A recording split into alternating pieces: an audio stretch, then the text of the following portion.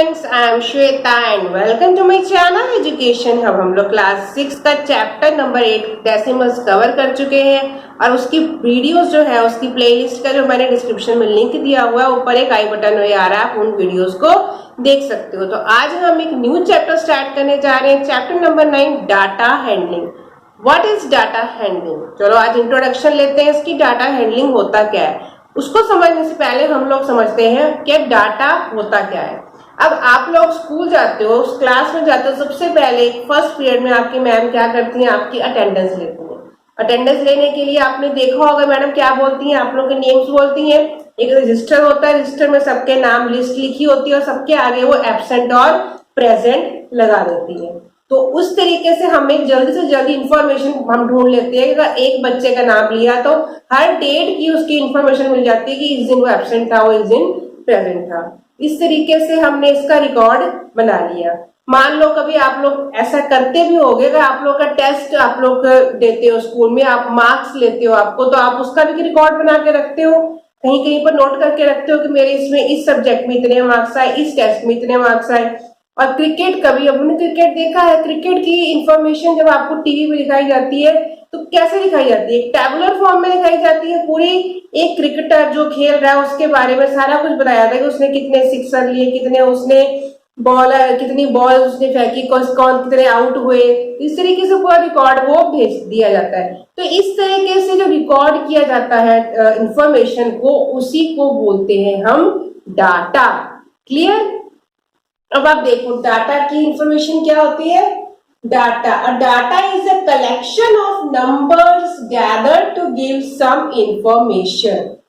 Data क्या होता है? कलेक्शन ऑफ नंबर्स होता है कि कितना, मतलब उसका बारे में गैदर करना, उससे हमें कुछ इंफॉर्मेशन मिल सकती है। क्लियर? इसको बोलते हैं डाटा। इसको बोलते हैं हम डाटा। अब हम उसके बाद सीखते हैं रिकॉर्डिंग ऑफ डाटा, कि अगर डाटा को रिकॉर्ड करना है तो हम कैसे करेंगे। मान लो आपकी क्लास के बच्चे जा रहे हैं पिकनिक के लिए, ठीक है? तो पिकनिक में जाने के लिए आपकी मैम ने इंफॉर्मेशन इकट्ठी करने को बोला एक बच्चे को कि आप बताओ कि कौन कौन से बच्चे कौन कौन से फ्रूट लेके जाना पसंद करेंगे। जैसे मैंने यहाँ पे लिख दिया, सपोज मैंने नाम लिखा राघव, तो राघव को कौन सा फ्रूट पसंद है? उसको है पसंद बनाना। फिर मैंने यहाँ लिख दिया ज्योति को कौन सा फ्रूट पसंद है? एप्पल। इसी तरीके से मैंने यहाँ पे लिख दिया मीना को कौन सा फ्रूट पसंद है? मैंगो। और मैंने एक और नाम लिख दिया कमल को कौन सा फ्रूट पसंद है? कमल को फ्रूट पसंद है बनाना, एप्पल, मैंगो एंड इसको पसंद है गुआवा। तो इस तरीके से मैंने क्लास में मान लो 40 स्टूडेंट्स हैं, तो मैंने सबकी लिस्ट बनाई, नेम लिखा, सबके आगे फ्रूट लिखा, उसके अकॉर्डिंग बच्चे ने बना के दिया। अगर इस तरह की इंफॉर्मेशन अगर वो टीचर को दे रही है तो टीचर को ये, जब टीचर उसको नोट करेगी तो उसको हर बच्चे के आगे काउंट करना पड़ेगा। मान लो उसने क्या, उसको ये काउंट करना है कि बनाना कितने बच्चों ने खाना है, कितने बच्चों को चाहिए। तो वो नाम के आगे पहले काउंट करेगी, बनाना कितने लोगों को चाहिए, एप्पल कितने लोगों को चाहिए। पहले एक बारी प्रोसेस से ढूंढेगी, बनाना उतनी बारी काउंट करेंगे, दूसरी बारी फिर वो वैसे ही एप्पल के लिए काउंट करेंगे। तो ये बहुत ही डिफिकल्ट और बहुत ही लॉन्ग प्रोसेस हो जाएगा उसको कैलकुलेट करने का। इसी चीज को अगर हम आसान बना लें, इसी चीज को अगर हम प्रॉपर तरीके से डाटा बना के लिखें तो हम उस चीज को जल्दी कलेक्ट, मतलब उस चीज को जल्दी काउंट कर सकते हैं। तो उसके लिए हम क्या सीखेंगे? रिकॉर्डिंग डाटा के बाद अब क्या आता है? ऑर्गेनाइजिंग डाटा, कि डाटा को हम कैसे ऑर्गेनाइज वे में लिखें जिससे कि हम जल्दी से जल्दी इस बात को समझ सके कि किस बच्चे को कितना चाहिए। हमने ऑर्गेनाइज करने के लिए क्या किया? सबसे पहले हमने क्या लिस्ट बना ली? हमने यहाँ बनाना बना लिया लिस्ट, फिर हमने एप्पल लिख लिया और फिर हमने उसके बाद गुआवा लिख लिया। ठीक है। फिर ऐसे ही हमने मैंगो लिख लिया। फिर हमने क्या किया, एक बार में टीचर ने क्या किया, काउंट किया कितने बनाना है, मान लो 4 बच्चों को बनाना चाहिए तो हमने 4 लिख लिया। इसी तरीके से एप्पल कितने को चाहिए, मान लो 8 बच्चों को एप्पल पसंद है, हमने 8 लिख लिया। गुआवा कितने लोगों को पसंद है, 6 लोगों को पसंद है, हमने इस वे पे इसको लिख के एक डाटा को ऑर्गेनाइज कर लिया। ऑर्गेनाइज करके इस तरीके से हम बता सकते हैं कि हम जल्दी कैलकुलेट करके बता देंगे कि हमको बनाना कितने चाहिए, एप्पल कितने चाहिए और गुआवा कितने चाहिए। तो ये होता है रिकॉर्डिंग ऑफ डाटा, और ये होता है ऑर्गेनाइज करके इसी डाटा को ऑर्गेनाइज्ड वे में उसको रखना। अभी ऑर्गेनाइज डाटा के बारे में अभी मैं आपको थोड़ा और क्लियर कर देती हूँ। इसी टॉपिक को और क्लियर तरीके से समझने के लिए मैंने एक एग्जांपल लिया है कि हम डाटा को किस तरीके से ऑर्गेनाइज कर सकते हैं। हमने एक एग्जांपल समझा था फ्रूट वाला, ऐसे एक एग्जांपल हम और समझते हैं। Ekta is asked to collect data for size of shoes of students in her class 6। Ekta ने कहा डाटा कलेक्ट करने के लिए कि बच्चों के शूज के साइज का डाटा कलेक्ट करो। Her finding recorded manner shown below. Her finding उसने जो रिकॉर्ड की वो इस तरीके से शूज के नंबर नोट किए। ठीक है, शूज के नंबर मतलब साइज क्या होते हैं, 4 हो गया, 5 हो गया, 6 नंबर आता है, 7 नंबर आता है, 8 आता है। तो इस तरीके से साइज को उसने रिकॉर्ड करके इस तरीके से साइज उसने लिखा, इस तरीके से लिखा। तो आप खुद सोचो इसमें अगर हमें ढूंढना हो कि कैसे पता चलेगा कि कितने बच्चों को कितने टोटल 7 साइज के शूज बच्चे पहन रहे हैं, कितने 6 साइज के पहन रहे हैं, तो कितना मुश्किल होगा इसे करना। तो इसको हम ऑर्गेनाइज वे में कैसे कर सकते हैं, तो सबसे पहले हम इसका एक टेबल बना लेते हैं। क्लियर, अगर हम टेबल बनाएंगे तो सबसे पहले हमने ऊपर हेडिंग क्या डाल दी, शू साइज। हमें शू का साइज लिखना है यहाँ पे।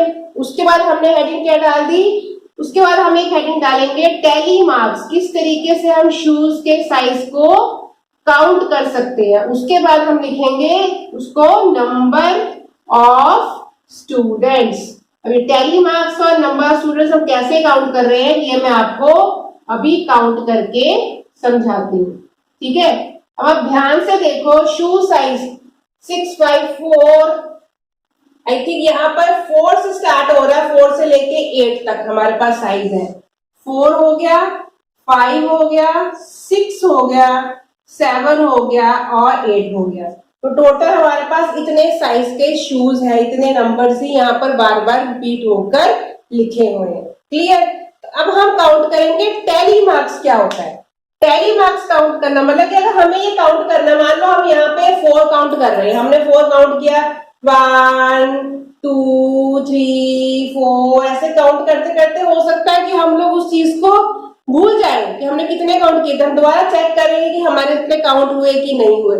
तो इसके लिए एक आसान तरीका होता है टैली मार्क्स। तो टैली मार्क्स लगाने के लिए हम सबसे पहले काउंट किस तरीके से करते हैं ये देखो।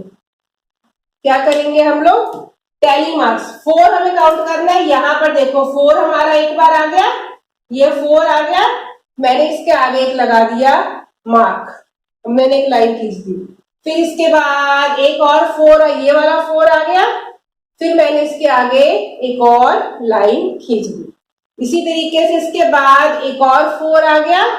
आप किसी तरीके से इसको सर्कल कर लो या कट करते जाओ जिससे आपको पता चलेगी आप इस वाले नंबर को काउंट कर चुके हो। एक और 4 आ गया तो मैंने यहाँ पर एक और मार्क लगा दिया। फिर आ गया, उसके बाद हमने फिर से देखा, ये एक और 4 आ गया, मैंने यहाँ पर एक मार्क और लगा दिया। इसके बाद आप देखो ये एक और 4 आ गया, मैंने यहाँ पर एक मार्क और लगा दिया।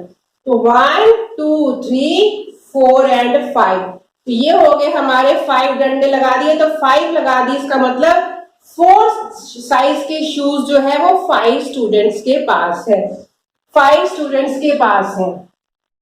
क्लियर, इस तरीके से मान लो यहाँ 5 की जगह बस 6 7 8 9 बहुत सारे अगर हमने टैली मार्क्स लगाते हैं तो यहाँ पर क्या हो जाता है, हम बहुत सारे हमको लाइंस खींचनी पड़ती थी, वो भी हमारे लिए मुश्किल होता है। हर एक लाइन को काउंट करना भी हमारे लिए एक मुश्किल है। हमें ऑर्गेनाइज करना डाटा इजी वे में कि हम क्विक से क्विक उसको काउंट कर सकें। तो इसमें हम काउंट करने के लिए क्या करते हैं, 4 लाइंस के बाद जो 5 वाला मार्क होता है उससे हम इसको काट देते हैं।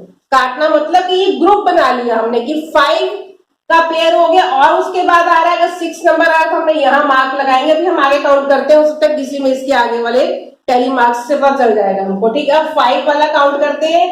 1, ये हो गया 1, मैंने यहाँ पर एक मार्क लगाया, ये हो गया 2, यहाँ मार्क लगाया, फिर ये 3, यहाँ मार्क लगाया, 4, यहाँ मार्क लगाया, 5, अब ये 5, 4 के बाद 5 हमने मार्क नहीं लगाना, 5 से हमने इसको काट देना जिससे कि ये 5 का एक पेयर बन गया।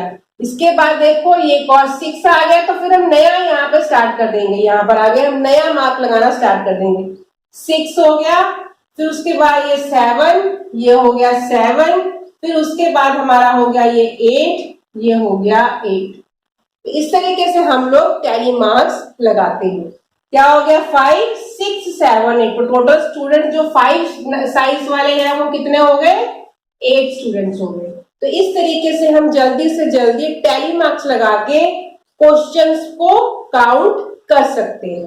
तो इसी तरीके से मार्क लगा लगा के मैंने बाकी के टैली मार्क्स लगा लिए हैं। हमने 6 का भी लगा लिया, 7 के भी, 8 के भी। इसे काउंट करके हम नंबर ऑफ स्टूडेंट्स यहाँ पर लिख सकते हैं। 6 का कितनी है? ये 5 का ग्रुप हो गया, ये एक और 5 का ग्रुप हो गया, 5 + 5 10।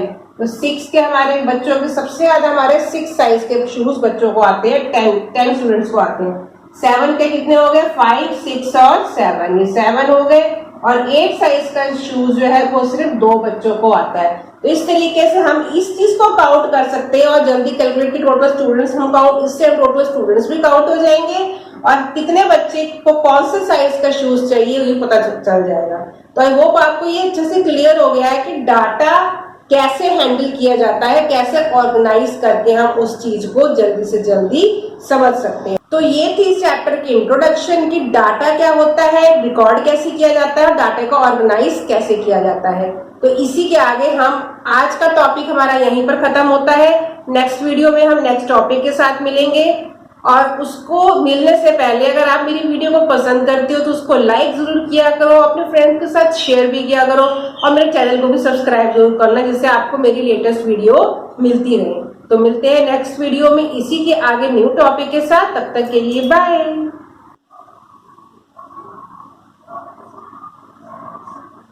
Hello students, I am Shweta and welcome to my channel education hub. हम लोग क्लास 6 का new chapter number 9 data handling start कर चुके हैं। प्रीवियस वीडियो में मैंने आपको इसकी इंट्रोडक्शन दी थी। जिन्होंने वो प्रीवियस वीडियो नहीं देखी है, डिस्क्रिप्शन में भी लिंक है और ऊपर भी एक आई बटन आ रहा है, आप उस वीडियो को देख सकते हो।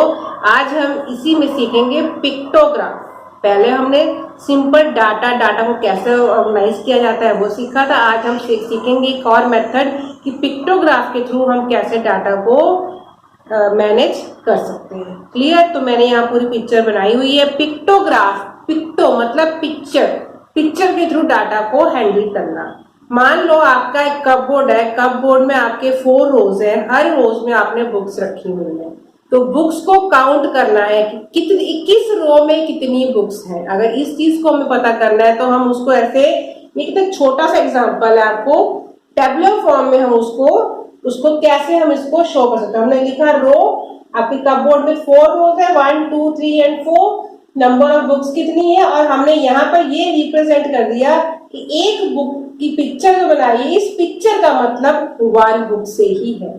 क्लियर? इस चीज को बनाना बहुत जरूरी है क्योंकि कभी कभी ऐसा होता है, मान लो आपके इसमें ज्यादा डाटा हो, मतलब आपके 20 बुक्स हो अगर आपके एक में, तो आप 20 बुक्स की पिक्चर्स बना नहीं सकते, बहुत पॉसिबल नहीं है, बहुत ज्यादा काम नहीं करना। तो उसमें हम यहाँ पर उसको चेंज कर देते हैं कि एक बुक को हमने मान लो 5 बुक्स मान लिया।